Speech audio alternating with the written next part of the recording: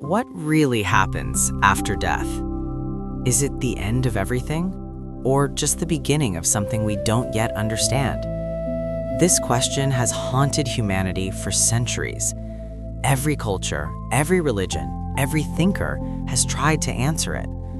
But today, we're not just looking at belief, we're looking at both science and consciousness. Let's begin with what science says. When a person dies, the body shuts down, the heart stops beating, the lungs stop breathing, and oxygen supply to the brain is cut off. But here's something surprising. Studies have shown that even after clinical death, the brain can remain active for a short period of time. In fact, some researchers have observed a sudden surge of brain activity, almost like a final burst of energy. Why does this happen? Some scientists believe this is the brain replaying your life, your memories, your emotions, your experiences, flashing before you in a matter of seconds. And this connects with something many people who had near-death experiences describe. They say they saw their entire life like a movie. They felt a strange peace, a detachment from their body, as if they were no longer inside it, but watching it from somewhere else. Now think about this. If consciousness was only the brain, then how can someone experience awareness when the brain is shutting down? Is it just a chemical reaction, or is there something more? Now let's go deeper into ancient understanding. In spiritual traditions, especially those connected with Shiva, death is seen as not destruction, but transformation. The word Shiva itself is often associated with dissolution, but not in a negative sense. It means the ending of one form so that another can begin. Just like night is not the end of the day, it is the beginning of rest and the preparation for a new sunrise. In the same way, death may not be the end of life, but a transition, a shift from one state of existence to another. Now imagine this. What if your body is just a vehicle and consciousness is the driver? When the vehicle stops working, does the driver disappear? Or does it simply leave and move on? This idea has been explored deeply in meditation and inner sciences. Many meditators claim that when the mind becomes completely silent, they experience a state where they are not the body, not even the thoughts, but pure awareness.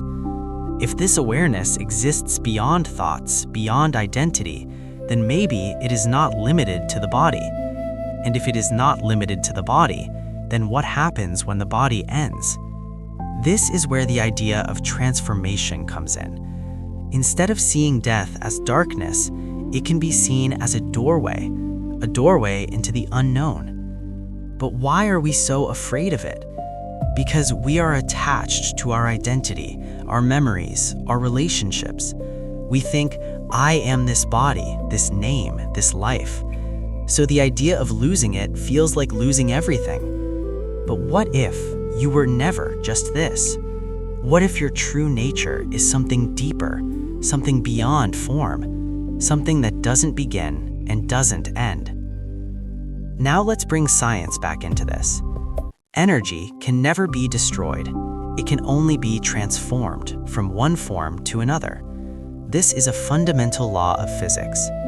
So if your body is made of energy and your brain activity is also energy, then where does that energy go after death?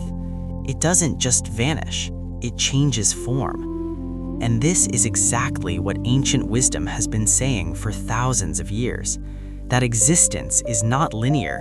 It is cyclical.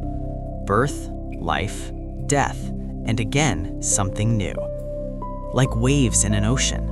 A wave rises, it exists for a moment, and then it falls back into the ocean. But did the water disappear?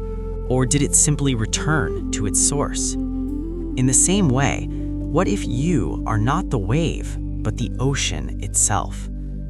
Now, this might sound philosophical, but even modern thinkers are starting to explore these questions, because consciousness is still one of the biggest mysteries in science.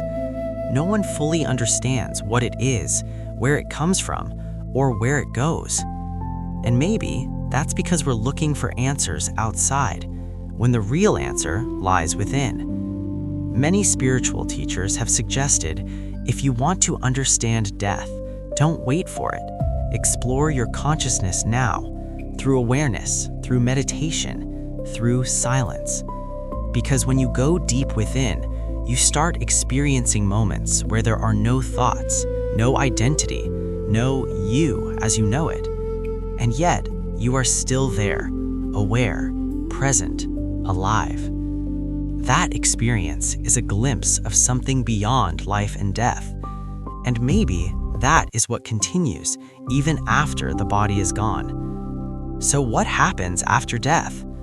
The honest answer is, we don't fully know, but we have clues from science, from experiences, from ancient wisdom, all pointing toward one possibility, that death is not an end, it is a transition, a shift in form, a movement of energy, a return to something greater. So instead of fearing death, maybe we should understand life more deeply, because the more you understand life, the less you fear its end, and the more you begin to realize that what you truly are was never born and will never die. It simply transforms.